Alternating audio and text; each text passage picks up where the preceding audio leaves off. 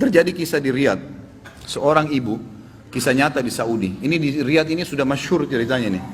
Antara seorang ibu dengan seorang TKW dari Indonesia. Ada satu ibu sudah divonis di Saudi, operasi kanker dia terakhir sebulan lagi. Kalau tidak berhasil, dianggap sudah mati dari sisi medis. Ini keberhasilannya kecil sekali, 10%, 90% mati orang ini. Sebulan lagi menurut ilmu medis. 3 hari setelah divonis begitu sama dokter, sebulan lagi operasi terakhir, datang pembantunya dari Indonesia. Seminggu pembantu itu kerja, bagus sekali kerjanya.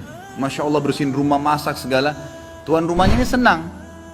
Tapi selama dia kerja seminggu, ada satu perilaku TKW ini, pembantu ini, yang selalu membuat tuannya mau nanya sama dia tapi nggak enak. Akhirnya setelah seminggu itu ditanya, ternyata dia kalau siang hari, habis selesaikan kerjaan semua, habis siapin makan, dia masuk kamar mandi, lama di kamar mandi pembantu ini. Nggak tahu buat apa gitu. Pas dia keluar dari kamar mandi, setelah seminggu ditanya sama majikannya, maaf saya mau tanya, kenapa kamu ini setiap masuk kamar mandi, lama, ngapain? Langsung nangis tiba-tiba TKW itu menangis, pembantu itu menangis. Dia tanya kenapa kamu nangis? Dia bilang ceritanya begini sebenarnya. Sebelum saya berangkat ke Saudi di Riyadh ini, 12 hari sebelumnya saya baru melahirkan. Dan saya punya bayi di Indonesia. Saya lagi susuin. Nah saya tinggalkan karena keadaan ekonomi. Terpaksa saya tinggalkan. Visa sudah keluar, saya melahirkan, saya berangkat. Nah saya masuk kamar mandi ini, saya keluarin air susu saya. Karena kalau tidak payudara saya sakit.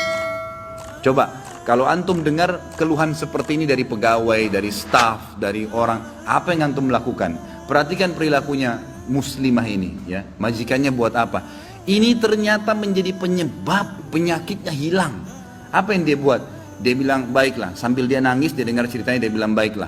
Dia masuk, gajinya itu 800 real per bulan. Tuannya ini kebetulan punya duit di rumahnya, diambil dikali 24 bulan, 2 tahun. Dikasih pembantunya, ini uang kamu ambil. Besok saya belikan kamu tiket pulang ke Indonesia. Anggap kau sudah kerja 2 tahun. Pembantunya bilang, nggak apa-apa. Dia bilang nggak apa-apa. Anak kau lebih penting daripada saya. Urus anakmu, nggak apa-apa. Terus ada pembantunya, baiklah kalau begitu terima kasih. Kata tuannya, kalau seandainya 2 tahun kemudian habis nyusuin kamu terfikir kembali, ini nomor HP saya, dikasih, pulanglah. Pembantu kita sudah selesai nih, TKW sudah pulang Indonesia. Kita sekarang berhubungan dengan kisah ibu ini. Apa kata dia? Semenjak pembantu itu berangkat, mulai hari itu setiap hari saya menangis. Menangisnya bukan karena sedih penyakit saya merasa terharu, susah menggambarkannya, terharu betul dan bersyukur kepada Allah. Bagaimana Allah membukakan pintu itu buat saya.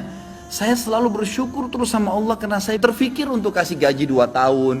Mungkin kalau terjadi pada kita, kita bilang, baiklah kamu pulang aja minimal. Pernah gak antum terfikir kasih gajinya lengkap semua? Dia bilang, saya terharu kenapa saya bisa lakukan itu. Dan saya selalu bersyukur sama Allah, saya bisa lakukan sementara memang ini ada vonis mati dekat lagi secara medis.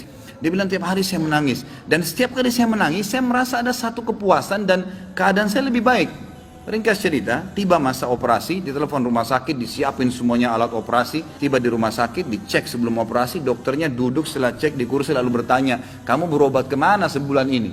Kata ibunya, saya nggak berobat kemana-mana. Kamu tahu nggak, kanker kamu nggak ada, sedikit pun nggak ada, akarnya nggak ada, sembuh total, nggak ada, nggak mungkin terjadi secara medis. Ibu itu tersenyum lalu mengatakan, kalau betul apa yang dokter ucapkan, itu karena sedekah saya. Diceritain sama dia ceritanya, begini. Dokternya jadi nangis. Dokternya bilang apa? Subhanallah, yang telah membukakan mata hati saya, ternyata yang menyembuhkan bukan obat sama dokter, tapi siapa? Allah Subhanahu Wa Taala. Ambil pelajaran ikhwas sekalian. Ternyata amal-amal soleh itu bisa membuat kita keluar dari masalah. Abdullah bin Umar dan Abdullah bin Abbas radhiyallahu anhum ajma'in, itu kalau beliau sedang menghadapi masalah dan tidak pecah, beliau keluar cari orang miskin dan sedekah, keluar bertawassul dengan amal soleh. Seperti itulah. Mungkin sampai situ dulu, mudah-mudahan apa yang kita bahas bermanfaat dan menjadi tambahan ilmu buat kita. Assalamualaikum warahmatullahi wabarakatuh.